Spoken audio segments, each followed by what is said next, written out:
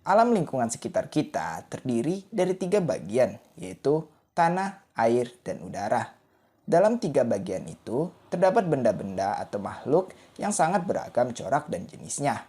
Ada yang hidup, tetapi ada juga yang tak hidup. Misalnya, dari lingkungan sekitar yang dapat kita temukan, tentunya ada manusia, beberapa jenis hewan seperti ayam, anjing, kucing, cicak, cacing dalam tanah, ikan dalam air, dan burung yang terbang di udara. Ini termasuk makhluk hidup. Ada juga benda-benda seperti batu, tanah, air sungai, air laut, debu, angin, sampah, dan rumah kita. Ini termasuk benda tak hidup. Pertanyaan mendasar, sahabat Gen, mengapa ada yang dikelompokkan ke dalam makhluk hidup, tetapi ada juga yang termasuk benda tak hidup? Apakah yang menjadi dasar pembeda dua kelompok ini?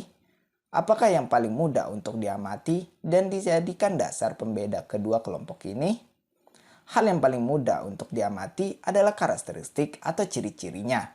Sebagai salah satu ciri misalnya, manusia dan hewan bisa berkembang biak memperbanyak diri, tetapi batu dan tanah tidak bisa berkembang biak. Maka berdasarkan ciri ini, manusia dan hewan termasuk makhluk hidup, sedangkan batu dan tanah termasuk benda tak hidup. Ini baru satu ciri berkembang biak. Kenyataannya masih ada lagi beberapa ciri yang mendasari pengelompokan makhluk hidup dan benda tak hidup. Perbedaan definisi. Makhluk hidup merupakan substansi yang menjalankan proses kehidupan.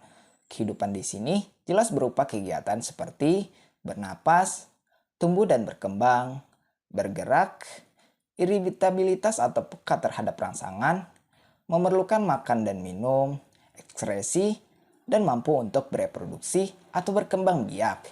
Dari yang disebutkan barusan, proses kehidupan tersebut menjadi karakteristik atau ciri suatu makhluk hidup dikatakan sebagai makhluk hidup. Adapun benda tak hidup merupakan substansi yang tidak menjalankan proses kehidupan seperti yang dilakukan oleh makhluk hidup. Nah, ciri-ciri benda tak hidup diantaranya yaitu: pertama, tidak ada tanggapan terhadap rangsangan. Kedua, tidak dapat bergerak dengan sendirinya, kecuali ada kekuatan atau energi yang mampu menggerakkan benda tersebut. Ketiga, tidak makan dan tidak minum. Dan keempat, tidak dapat mempertahankan keturunannya atau tidak mampu bereproduksi dengan sendirinya. Dengan memahami sekilas ciri-ciri makhluk hidup dan benda tak hidup, tentu secara mudah kita mampu membedakan antara makhluk hidup dan benda tak hidup tersebut, Gen. Perbedaan karakteristik. Sahabat Gen, berikut ini adalah perbedaan antara makhluk hidup dan benda tak hidup. Pertama, makhluk hidup dapat menunjukkan kehidupan, sementara benda tak hidup tidak bisa menunjukkan kehidupan.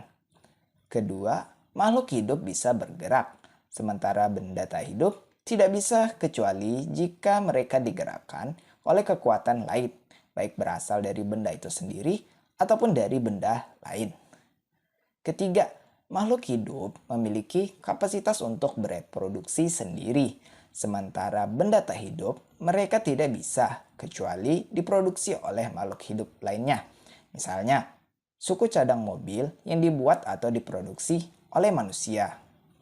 Keempat, makhluk hidup cepat atau lambat akan mati, sementara benda tak hidup tidak memiliki kapasitas untuk hidup atau mati.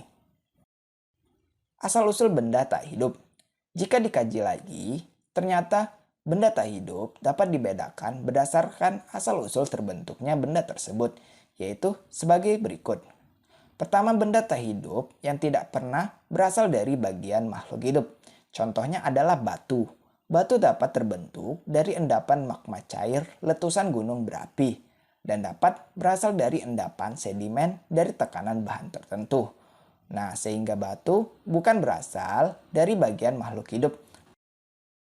Kedua, benda tak hidup yang berasal dari makhluk hidup atau pernah menjadi bagian dari makhluk hidup. Contohnya adalah batu bara, kertas, dan selai. Kita tahu sendiri bahwa kertas adalah benda tak hidup yang berasal dari bahan baku berupa kayu dari pohon yang termasuk makhluk hidup.